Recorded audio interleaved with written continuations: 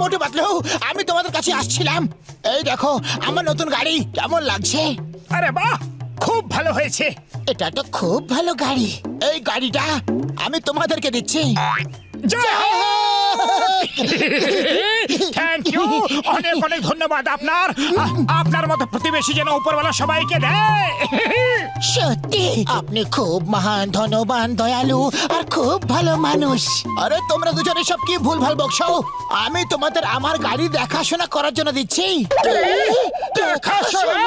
হ্যাঁ, আমি কাজের জন্য বাইরে যাচ্ছি, সন্ধেবেলা ফিরবো। নতুন গাড়ি না, তাই এভাবে রেখে যেতে পারি না। এই গাড়িতে একটা যদি আঁচড় লাগে তাহলে আমি তোমাদের মুখের মানচিত্র পাল্টে দেবো। একা ঢুকলো? হ্যাঁ, ঢুকলো।